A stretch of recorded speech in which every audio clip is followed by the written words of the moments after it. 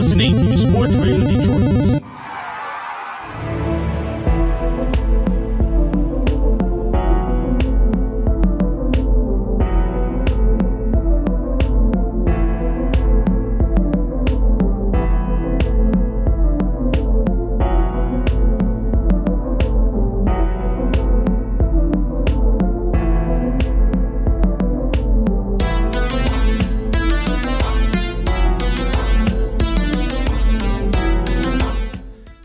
Welcome to Grave Discussions. I am your host, Barnabas. And I am your other host, Samael. Welcome to a very spooktacular episode. This is going to be episode number 80. We finally reached 80. And this one is called The Shape of Halloween. You can already guess what we're going to talk about. Oh, yeah. I mean, this is most likely going to be the last episode before the actual day of Halloween. So first off, boils and ghouls, happy Halloween, of course. We hope that you guys have had an awesome, spooktacular October and that you've watched a bunch of horror movies. I have, and I kind of, half of them were good, and then you follow me on Instagram. Mm-hmm. I wasted my time with some other ones that were also Halloween-centered, but they were pretty lackluster, because some of them were newer, and those ones were kind of shitty, like The Legend of Halloween Jack. Yeah. I still would watch it if I were you, because it's just like so fucking dumb. Yeah. Like the worst special effects I've ever seen in a movie. Oh, man.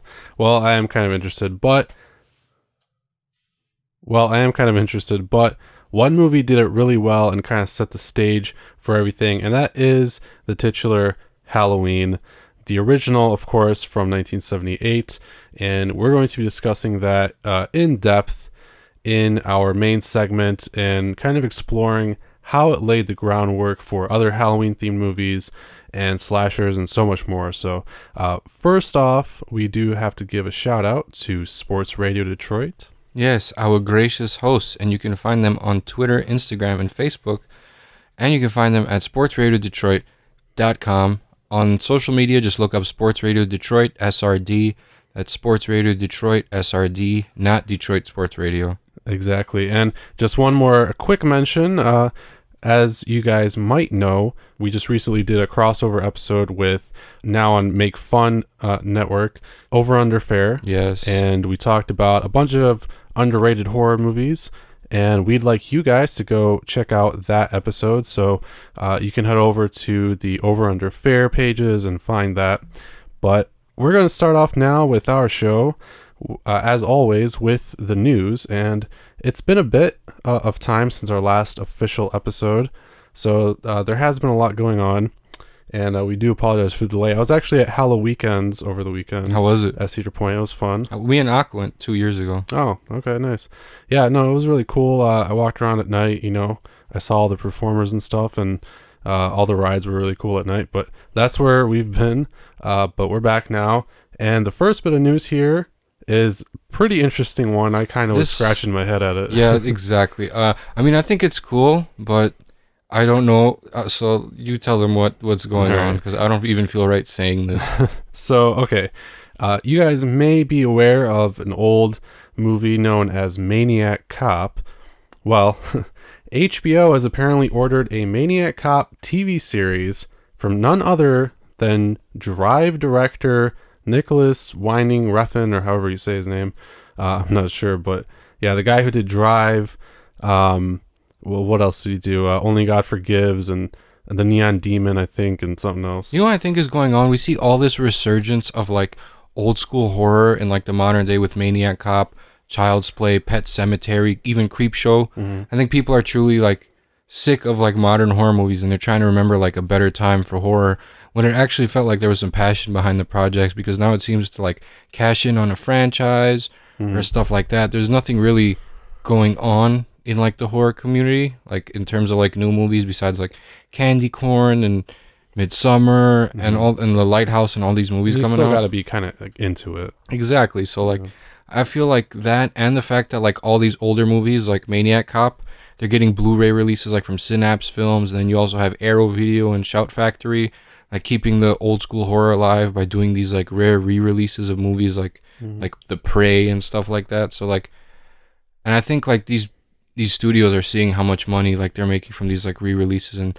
I think that they think it's a good idea to sort of emulate those marketing strategies, you know, by like promoting new shows to like old movies. Like, I mean, we even got the new Child's Play show coming out soon. Yeah, new Creep show and everything. Yeah, so I'm excited. it makes total sense. It's interesting to this combination is just interesting to me because first of all, Maniac Cop is not what I would say one of the particularly more well-known like 80s movies, you know.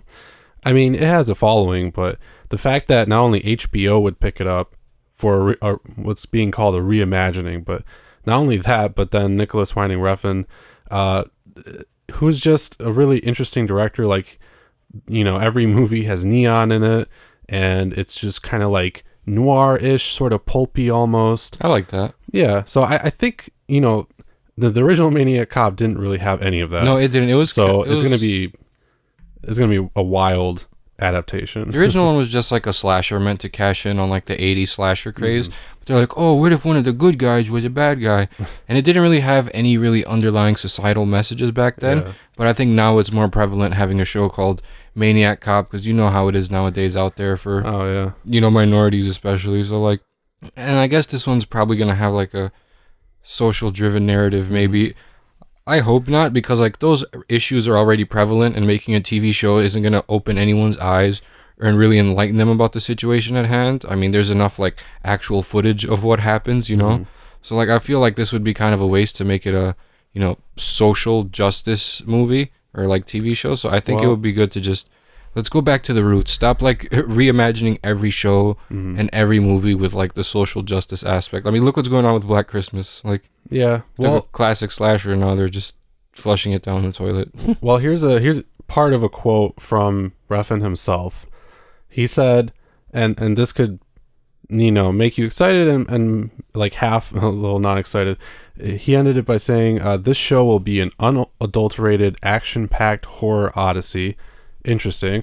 But also, given the current state of the world, though, Maniac Cop will also be a strong commentary on the decline of civilization.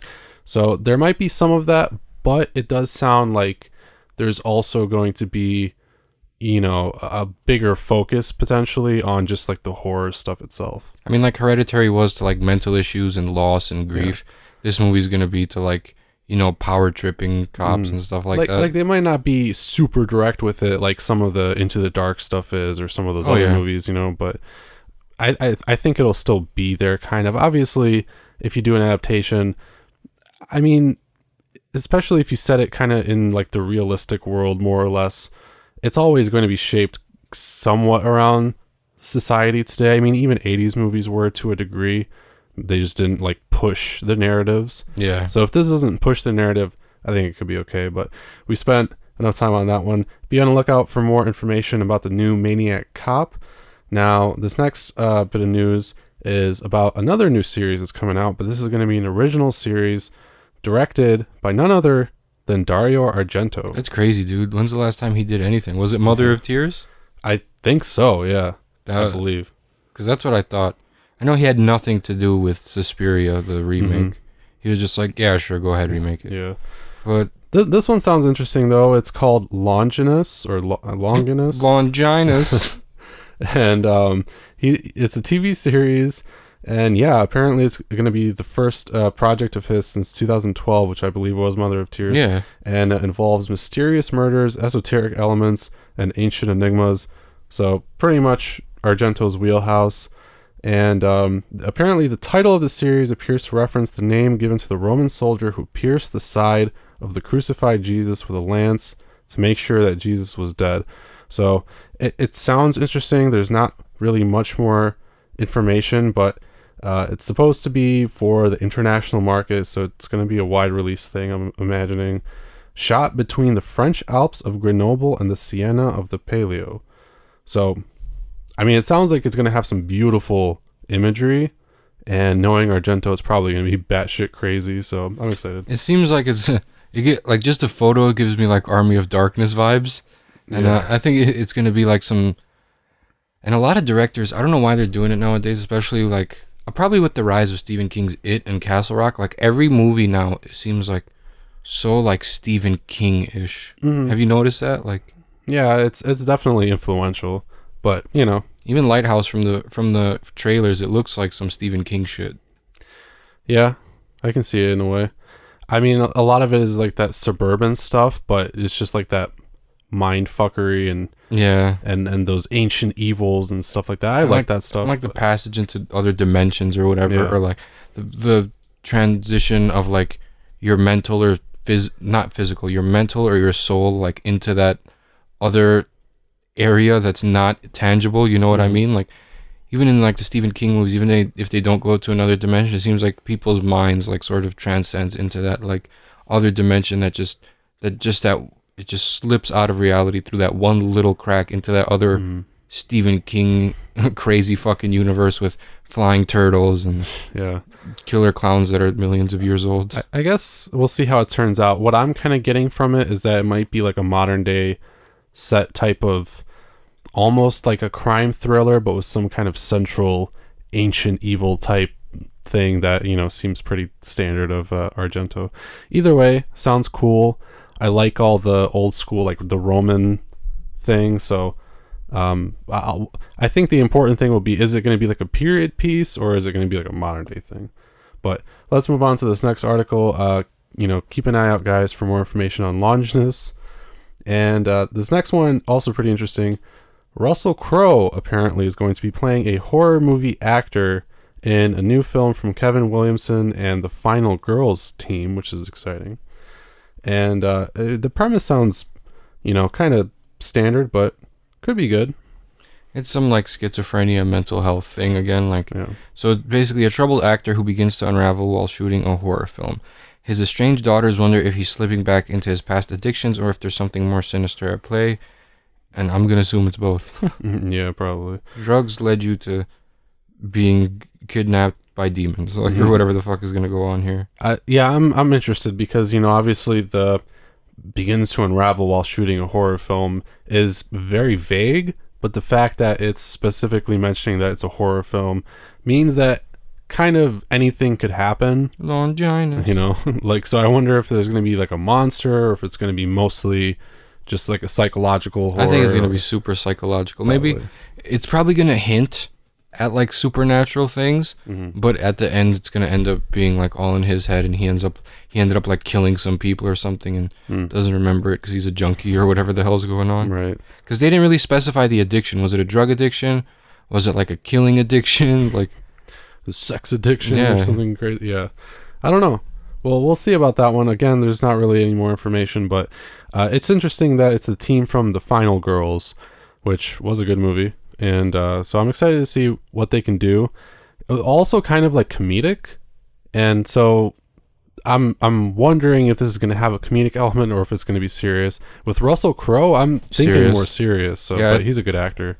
I'm excited. Yeah, I am too. I mean, I don't even remember seeing Russell Crowe in like a serious horror movie ever. So yeah, I don't know either, honestly, off the top of my head. And if it's his first time, he could probably kill it. I mean, actors can adapt. He's used to the big screen. Did you? He's used to the big screen, so like, I'm sure he can nail a horror role.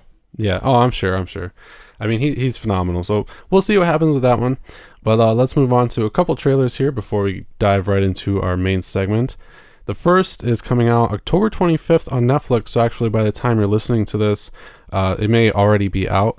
So check Netflix if you do have it. It's called Rattlesnake. And this one is not what you would expect. There is a snake bite involved, and there is a desert, but it looks a bit different. It looks supernatural, which is kind of cool. It's like Snakes on a Plane meets The Ring. Yeah. So 7 days, you have 7 hours. It actually kind of reminded me in a way of like Drag Me to Hell. Oh yeah, except she didn't like turn her down. She took help from basically this woman gets stranded in the desert or something. Her daughter gets bitten by a rattlesnake. She finds this mysterious woman who like cures her but demands repayment in the form of another soul or whatever the fuck. So I'm not quite sure what these entities are supposed to be, but it looks pretty good in my opinion. So But like you said before, with the Netflix movies, Yeah. you never know. This could be the next Bird Box, which I didn't like. Yeah, but the film does star Carmen Ejogo, who has been in quite a few other things and pretty talented actress, so we'll see about that one. The next one also looks pretty hit or miss, but this one's called Animal Among Us, and coming out November 19th on VOD and DVD. First off, it's coming from Uncorked Entertainment. So they've released some shitters Yeah, and some okays. that's putting it loosely. And we watched 2 trailers. So the first one, everything looked sick. It looked super Hollywood-esque, and it looked well done. And then the second trailer really made it seem like a buddy project. So Yeah, I just don't think Uncorked does trailers well at all. or good movies. Yeah, or movies, but the trailer that Uncorked put out looked very, very suspicious. But The first one was from High Octane. yeah, And that so one I don't know what looks to do. cool. And then I guess they switched distribution companies like in between. Something. Probably, I don't know, but this one looks okay. It does seem like there's going to be a practical creature in this film, which is always appreciated. And basically, it's about a writer who goes back or visits for the first time, I'm not sure, this campground that he made famous in his book. And apparently 15 years ago, there were 2 teenage girls murdered at Merrymaker campgrounds. They're trying to reopen the camp. There's some kind of monster. Kind of has that, Friday the 13th spin with a creature. Yeah. So this can really go in any direction. It could end up being like a hidden gem or like a really profoundly smelling visible turd. That's true. It really kind of depends on like a few things. First of all, like the acting looked okay, except I wasn't a huge fan of the lead actor's performance, and based on what I saw. And then like what we did kind of see of the creature looked cool, but we didn't see much. We saw its arm mostly. Yeah, and like it shadows depends on the reveal to me. Hopefully it's not like the boogans. Like No, man, I kind of hope not. But we'll see. November 19th, check it out. This last one, real quick, is actually premiering, or has already premiered, at the Salem Horror Fest. And this one's called Mass Hysteria. This is a horror comedy from Ariel Semino and Jeff Ryan. Yeah, it looked alright. Someone like puts like this chick, I don't know what the hell's going on. She's like, a curse on whatever, may God make you drink blood. And then this guy starts throwing up blood. But then he's alive later on in the film and everyone's going crazy. So it looks like there's a lot of mass hysteria going on. A lot of malarkey. I see. Yeah. A lot of jonesing, if you know what I mean. I know what you mean. So basically the synopsis says that the movie was filmed in Salem, Massachusetts, which is very cool, and is telling the story of a group of Salem witch trial reenactors who find themselves the target of a modern day witch hunt after a tourist dies on Halloween night. So the premise is pretty cool. The movie does look like it has some funny moments, and also like it has some decent horror moments. Didn't look really like a horror comedy. It looked like a horror with comedy elements, like Yeah. slightly comedic elements, like nothing like that's like super witty or over the top, just like a little like fun pokey jokes. Yeah. Like, I don't know. I do want to say though that one main guy, the obnoxious guy, kind of looked He's like cool. I like him. he's cool, but he kind of looked like an asshole, like Justin Trudeau, sort of. Oh yeah. I don't know. I just found that He interesting. reminded me of like young Brendan Fraser from like The Mummy. Sure. Yeah, I can see it. But be on the lookout for Mass Hysteria, guys. It did premiere at that Salem Horror Fest, but there's no other word now on an official release. But we'll see what happens with that one. So that's it for the news, and then we're going to get right into our main segment talking about Halloween in just a moment. First, we do have a few messages from some other SRD shows, so stick around. Because I feel like a salad tossing might feel good. What? Out of Bounds Detroit Podcast. Tuesday morning and Friday mornings here on SportsRadioDetroit.com. Do you love pop culture? Discussions about pop culture? Ranking and rating treasured pieces of that shared culture against each other? I do think Flea's a good bass player. He does what he does very well. And like I said, he's like a rock star, you know. He's eccentric. What is so funny? I just didn't know he talked so long about Flea. I didn't know anybody had so many feelings. I do. So many I got feelings.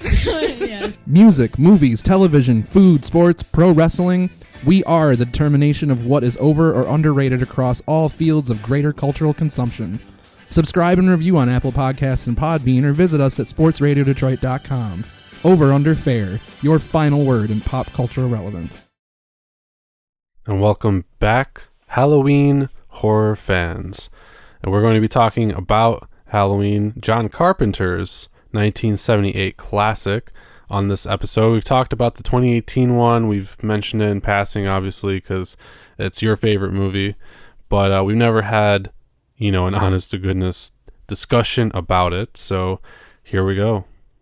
I think a lot of people owe John Carpenter a thank you, including Sean Cunningham, Victor Miller, and every single director of 80s slashers. They took the tropes from that movie.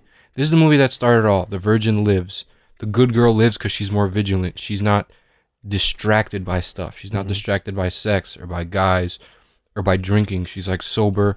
She's a good student, so you could tell she's focused. She notices Michael from the start.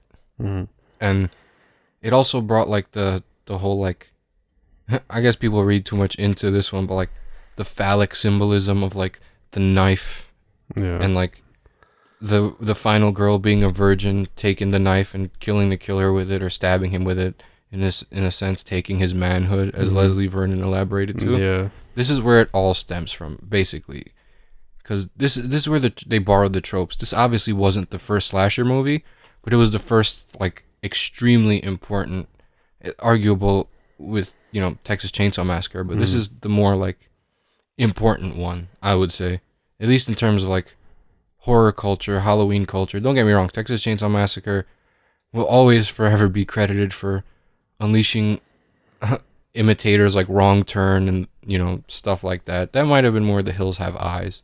That one's also a slasher, you could say, but this was like the single person slasher, no crazy family. You borrow a lot of elements from Bob Clark's Black Christmas, which was essentially the first Hollywood slasher film, if you don't count like The Cabinet of Dr. Caligari or Peeping Tom, I guess would be considered one of the first. But this one, like, this is where horror took its turn. So back in like the 70s, 60s, focused on Frankenstein and Dracula and all these gothic monsters. Halloween was really the first to bring this danger to like a suburban white neighborhood, you know? Exactly. And that's where people wanted to focus on. Like, no one cared about demons like in castles and fucking vampire bats and shit they know is not real. What's real is an escaped mental patient who does not talk and is a complete sociopath and just wants to murder people for no reason, just because he likes it. Yeah, back then, that was really terrifying because, especially for American audiences, they had gone from the Universal monsters to some other movies inspired by like British horror, which was very kind of droll, and obviously black and white was very prevalent up until a certain time, and then the big thing in horror was giallo, and I want to say that some giallos probably made it over to America, but it wasn't that popular then in America or really most other places in the world. But Halloween and other slashers definitely borrowed a lot from giallo.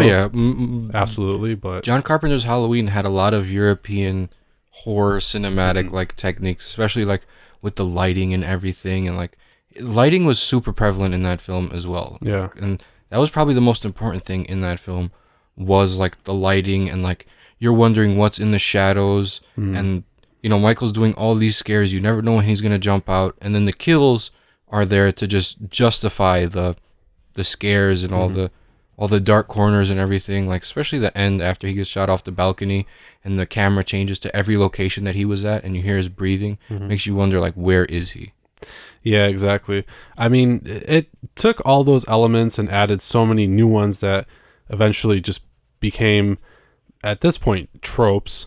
The masked unstoppable killer, the virgin. But those are exactly the kind of things that did different enough from giallo and enough from something like Texas Chainsaw Massacre, which, you know, being in like Texas and about this crazy family, a bit different. But this one touched on like a very real fear in, you know, 80s America, especially when people thought that they were safe, you know, in their nice little homes in the suburbs and stuff, living the American dream. Yeah. Here comes Michael Myers. Exactly. You know, even though back then initially, you know, be like, oh, it's kind of like a weird get up and he's just got a mask on, but the way that they framed every shot, the soundtrack, you know, like you said, the lighting, everything really just made it a fucking terrifying experience. And people sitting there, you know, in their nice clothes, you know, eating their popcorn and stuff, probably like, oh shit, like this could really happen to me. And then you go home and you lock the doors.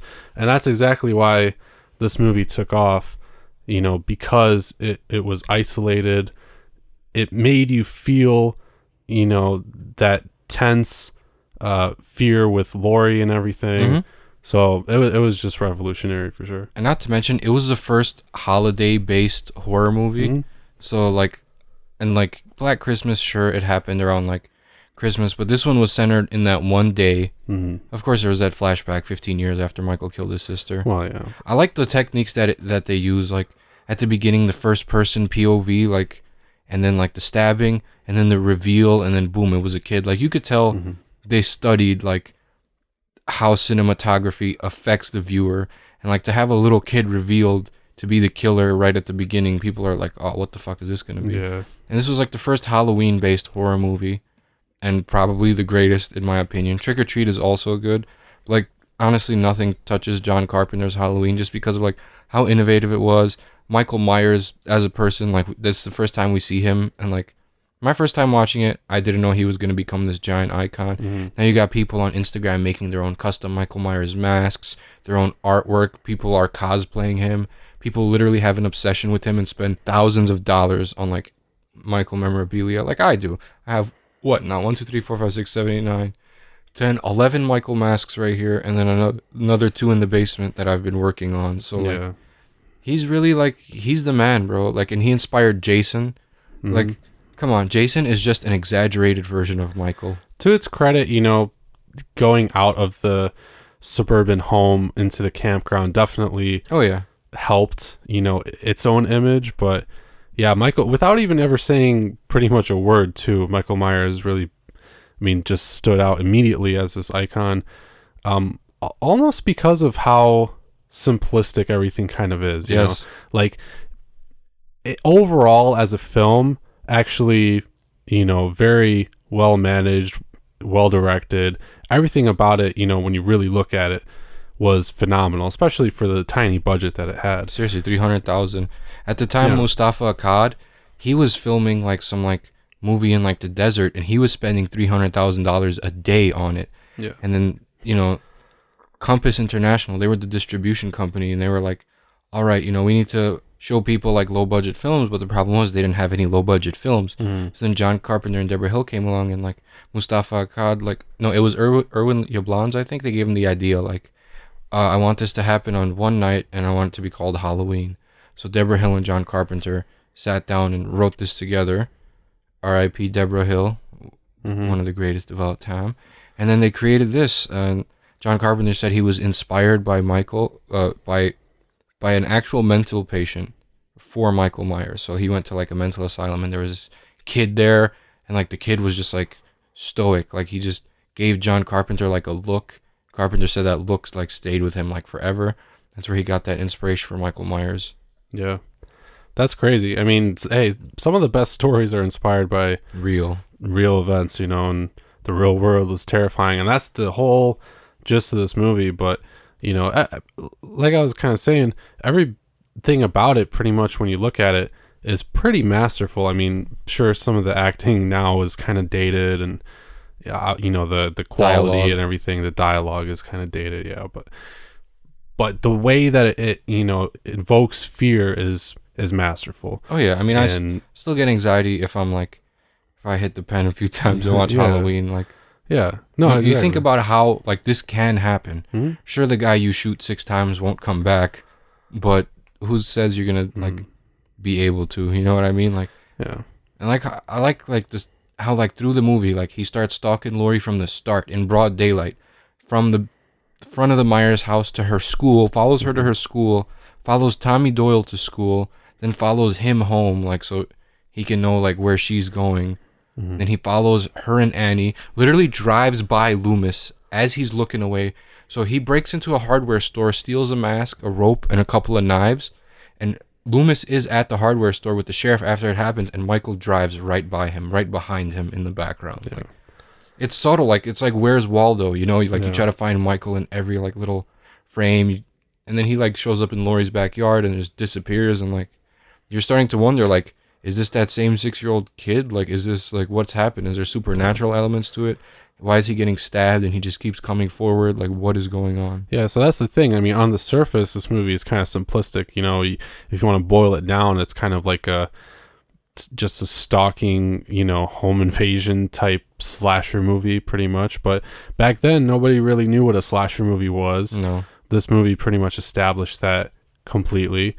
And you know, yeah, when you look underneath the surface, there are so many little things to take away, even with just like how things are framed. You know, the hedge scene where Michael steps out and then disappears is a perfect example of just like a masterful sequence. You know, so even though, yeah, it's a slasher killer movie, there's so many little things that just make it stand out above the rest. And, you know, what a lot of the imitators are often missing. You know, because this isn't like, honestly, like this isn't a campy, cheesy like slasher movie. You know, this is like a serious, you know, experiment in fear. Yeah, it's so atmospheric. Like the lighting, the music. Michael's always just like walking around, just staring at people, like seeing what they're gonna do. He's trying to like establish like what's their routine. How am I gonna do this? Like, it makes you like psychoanalyze him, which is what you shouldn't do, because you know it's a movie. You know, you shouldn't be like, oh, he's analyzing this moment right now. He's going to wait for this to happen. He's going to go here. And, like, mainly it's just not how you should look at a movie. It's just supposed to be fun, because then when you psychoanalyze stuff, people start getting obsessed with it, and then they try to, like, replicate it in real life. And we have those instances about, like, people dressing as Myers and killing people because of, like, they saw this movie. And those people were already sociopaths to begin with. This just kind of, like, this gave them the push, even though it shouldn't have, but that's how their brains work. And like, I don't know, man, it's crazy how this movie, like, it shaped Halloween. You can't think about the holiday. Michael Myers has become a staple. Like he's literally infused into Halloween. Like you cannot, like ever since 1978, he's gotten huge. And like no one to this day has still been able to replicate the original Michael Myers, Nick Castle. He played Michael for most of the stalking scenes. For the scene where he was standing and staring at Annie through like the window, that was Deborah Hill just standing there. John Carpenter played Michael in like some stand scenes, and stuntman, I think Jim Winburn played him when he fell off the balcony, and then Tommy Lee Wallace played him when he was breaking the closet. That's why his head shape looks kind of different in the mask, because like Nick didn't know how to like break the closet door like efficiently, but Tommy knew exactly how, so he did that scene. So like it's pretty cool that everyone got to play Myers. And then the unmasking scene, when we finally see his face, this is the best part, and he's just a regular dude who has one eye because Lori just poked it out. He's just some regular curly haired dude, like, and they had one guy play him for 6 seconds, Tony Moran, and that's all he played him for, even though they credit Tony Moran as Michael, age 23, which he's supposed to be 21. They just did the math wrong. Nick Castle is credited as the Shape. Okay. So that's what they did with that. And growing up my whole life, I didn't know that Nick Castle was the Shape and Tony Moran was just the unmasked one until I watched Halloween 25 Years of Terror. Yeah, that's pretty interesting. I mean, because, again, that's something that they did pretty flawlessly. I mean, if you really look at it, you can probably notice those subtle differences. But if you're just watching the movie, you won't know that, like, 8 different people, you know, were ever played Michael throughout the entire movie. Like, just Nick Castle's movements as him, though, like, and it's weird how people say, oh, no one can replicate Nick Castle, because, like, Nick Castle said, so John Carpenter was filming a film, and then Nick Castle showed up. He's like, hey, you know, I want to be a director too. He was one of John Carpenter's friends. He's like, so, like, do you mind if I stick around the set and watch? John Carpenter's like, he's like, yeah, I don't mind. He's like, but, you know, as long as you're here, why don't you play the guy with the mask that's running around killing everyone? And Nick Castle got paid $25 a day to be Michael Myers. Damn, that's crazy. I imagine how much he would ask for now. Oh yeah, I mean he's an OG. Yeah. And like he said, they really didn't give him any direction in the movie. He's like, "What's my motivation? What am I doing this for?" And John Carpenter's like, "Just walk." And he's like, "Okay." So like all the movements you see, like the walking, like the way he walks so like slow and creepily, like after Tommy when he's stalking him. Nick Castle said, he's like, "Yeah, that's just how I move." And like they're like, did John Carpenter ever give you any direction? He's like, he would either say walk faster or walk slower. Wow. That's so it. He just walks creepy. Yeah, he's just like, I don't know, he's suave. I don't know what it is. Guess, yeah. I mean, that's great. But in that, outfit, obviously, it's creepy. Yeah, that's interesting. He got some swag. There's a lot of really cool trivia about this movie. That's one thing I love about it. It became so successful and such a hit, but, it really was just kind of, a passion project almost, more or less. I mean, $300,000 or whatever back then was, still quite a bit of money, but it wasn't like some $1 million, Hollywood production. No, it was just a low budget independent film. But it became so successful. And I wanted to say too, back to your point about the psychoanalyzing and just why Michael is so associated with Halloween, and we'll get into the more Halloween stuff here in a second. But even kind of Loomis was trying to guide people on, and it's just that he's just evil. Exactly. That's the thing. There's nothing really super, like, you don't have to go so deep into it. Yeah, Loomis he's just a bad person. And since Loomis is like the psyche, the protagonist psyche, you're supposed to listen to everything Loomis says and assume it as truth. Because at first, how he said no one listened to him, and then Michael got out and he said, "I told you," that's supposed to let you know, like, all right, Loomis is completely right about everything he's saying. So when you're looking for a motive for Michael, it literally is that he is just evil incarnate. Like, he's literally the devil in a person. Like, he just wants to kill. Yeah, but let's move on here to for a second to just the Halloween stuff overall, and then I think we could probably wrap it up here. But you kind of alluded to it, how he just is such a Halloween icon now, and a lot of movies have tried to be Halloween centered and obviously to emulate the original Halloween. But what does this movie do specifically with the Halloween like holiday and setting and everything that puts it head and shoulders above like the other movies? It was the first one, and the fact that you really don't know what's going on Halloween, because like he was stalking people in broad daylight, walking around with a mask, and like no one would suspect him, and why would they?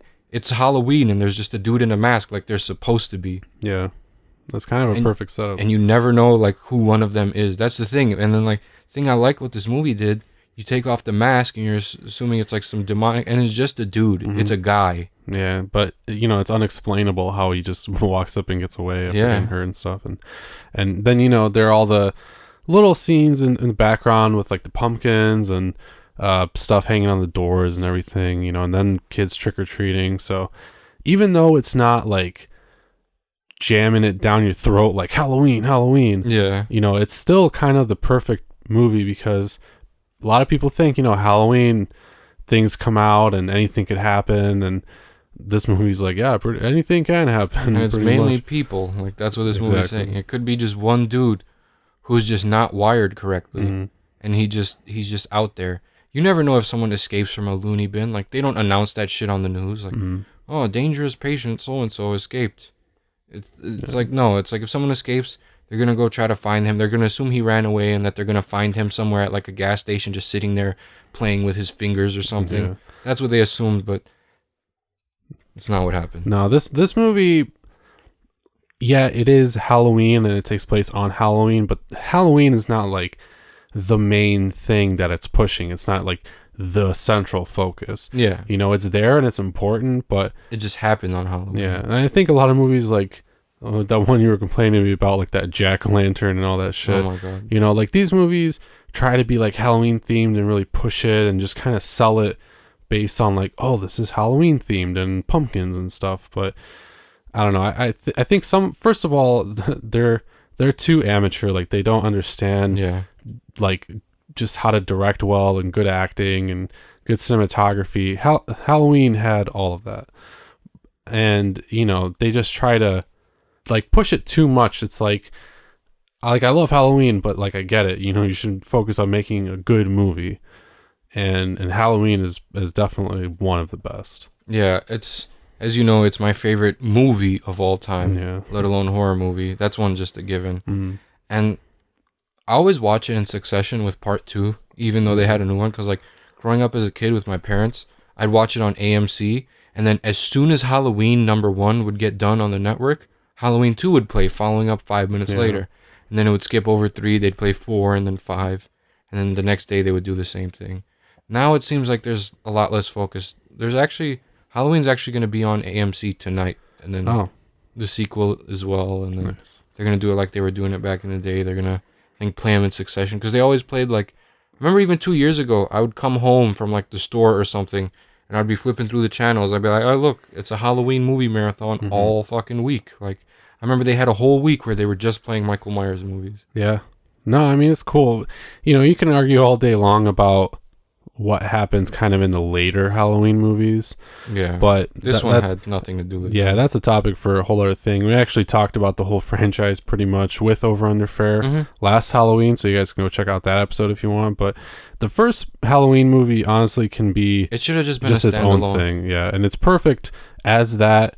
And I agree. I mean, with part 2, I mean, that's also a very good follow-up. So either way, but it could be its own thing. Some people just don't like the brother-sister angle. Yeah. Because it takes away from, like, the boogeyman aspect and actually gives Michael a purpose. He's just some guy trying to kill his sister, and he's not the boogeyman. Yeah. So that can kind of take away from it. But why? But if he's not the boogeyman, then why is he just trying to kill his fucking sister and everyone who's near her, like, within a 10-mile radius? Like, yeah, because now people go back to it, and they're like, oh, well, clearly he was going after her specifically because of the whole sister thing. But if you just watch Halloween by itself, you don't get that at all. It's just kind of like picked, you know, some random people in his hometown. Yeah, like that was the association. She just dropped off the key at his house because like her dad was selling the house, and he just followed her from there. And then sure, that might have been his first target that he wanted to kill, but then he saw she had all these friends. So like he's like, let me knock these people off. I'm gonna have fun with her, which is why in Halloween, the first one, after he stabs Jamie Lee Curtis in the arm and she tumbles down the steps, and then she locks herself in that room, and then he breaks through the door, and she breaks through the back door and runs away, and he's like right on her tail. You see her run to the front and start yelling and asking for help, and then he's nowhere in sight. She gets across the street back to the Doyle's residence. She starts knocking on the door, and then you see Michael come out of the backyard, which makes you think like, yo, this guy's fucking sick because he's trying to have fun with her. He literally gave her a head start. Yeah. And when you think about it, he really does love fucking with people. Like he dropped a plant down to fuck with Annie. He locked her in the garage. Yeah. He unlocked her car door after she went to go get the keys for it. Like he just loves fucking with people. Yeah, I mean, because he's just a sick fuck. I think he still has the mind of a child. Yeah. I think that's why he doesn't talk, because like he would sound like a 5-year-old if he talked. That's fair. Yeah. I always liked that he was the silent killer, and obviously that's inspired so many other killers, and the movie itself is just highly influential. We could talk about it all day long, but do you have any closing comments that you want to say about it? I think it is the greatest horror movie of all time, and if you have not seen it, you should see it. And pay attention. It was in 1978, and no other movies like this came out besides Black Christmas. So, and that wasn't well known. It was a Canadian film. It was low budget. No one really knew about it. So, like, this was the first main Hollywood slasher. I mean, period. Yeah. Texas Chainsaw Massacre was big, but this is a single-person silent slasher, and the greatest to ever do it. The closest movies to it are Halloween 2, Halloween 4, and then last year's Halloween. Yeah, that's fair. I also think, you know, it's highly influential for a very good reason. Doesn't really even feel like a late 70s movie is the thing. Definitely ahead of its time. And just perfect for this season and really any time. You know, it's just a great movie. I actually have seen people recently comment about seeing it for the first time and just being, you know, wowed by it, and that's what this movie does. So yeah, if you haven't ever seen it, highly recommended. It's the perfect Halloween movie. If you're listening to this still before Halloween and you have not put it on your October watch list, it's just a must. I'm pretty sure there's a new 4K out as well of it. So, I mean, if you guys have that, you have no excuse to not see it. I don't have the 4K. I grabbed like the 35th anniversary Blu-ray or whatever. But I'm gonna get the 4K, and then they had like a 4K steel book. Nice. So like, tomorrow's the time. Tomorrow I start going through the Halloween movies. Yeah. Tomorrow is 1 and 2. Nice. And the next day 4 and 5, and then I'm not gonna go through all of them because Resurrection and the Rob Zombie one suck. Yeah, it got kind of. I'm stopping at the one from last year. Yeah. And the one before that's gonna be H20. So. All right. Yeah. The first one though, iconic and an absolute classic. So that's a must watch. Absolutely. So I think that's kind of all we have to say about that movie and its influence and its, what it did for Halloween movies in general. So guys, let us know what you think about it and tell us what your favorite Halloween movie is if it is not Carpenter's Halloween. You can reach out to us on all our social media, Facebook, Instagram, and Twitter at Grave Discussions or Gravedisc SRD on Twitter, and go to gravediscussions.net for all the newest episodes and a bunch of other stuff. So that's going to do it for episode 80, guys.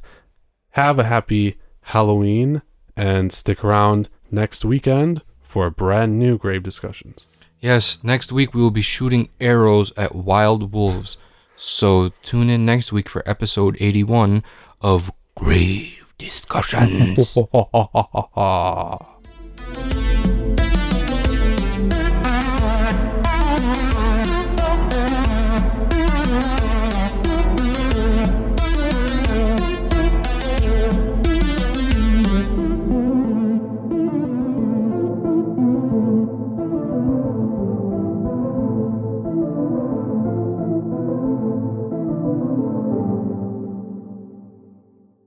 This has been an SRD production.